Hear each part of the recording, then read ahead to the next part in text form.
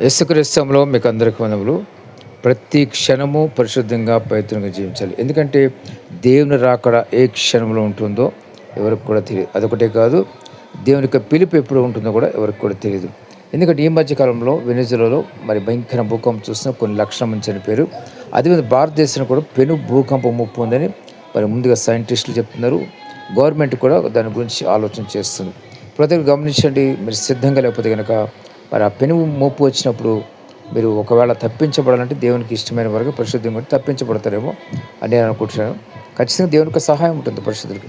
ఒకవేళ మీకు సహాయం దొరకలేదు, అకస్మాత్తుగా వచ్చిందనుకోండి, ఒకవేళ ఎక్కడైనా మీరు శిలువ కింద ఉండిపోయారు అనుకోండి, దేవునికి కాపుదల భద్రత మీకు కావాలంటే పరిశుద్ధంగా పవిత్రంగా జీవించాలి. ప్రతి ఒక్కరు గమనించండి, పరిశుద్ధంగా ఉంటే మరి ఈ లోకంలో అనేకమైన మరి ప్రయోజనాలు ఉంటున్నాయి. ప్రతి ఒక్కరు గమనించి పరిశుద్ధంగా పవిత్రంగా జీవించండి. యేసు రక్తం మీ పాపాలు కట్టుకోండి. యేసుక్రీస్తుని మీ సొంత రక్షకునిగా అంగీకరించండి. మీ పాపాలన్నీ దేవుని దగ్గర ఒప్పుకొని విడిచిపెట్టండి. పాపాన్ని పశ్చాత్తాపం కలిగి ఉండండి. మీరు చేసిన తప్పని ప్రతి ప్రతి తప్పు విషయమే మీరు హృదయంలో గ్రహింపు కలిగి ఉంటే అదే పశ్చాత్తాపం. ఆ విధంగా దేవుని దగ్గర పశ్చాత్తపడి అన్ని పాపలు ఒప్పుకొని విడిచిపెడితే దేవుడు పరిశుద్ధ వచ్చి పవిత్ర పరిస్థితి పనులకు మిమ్మల్ని వాసన చేస్తారు. కాబట్టి ప్రతి ఒక్కరు సిద్ధంగా ఉన్న ఆత్మలో రాత్రికాల సమయంలో ఎప్పుడైనా సరే భయంకర భూకంపమే రావచ్చు.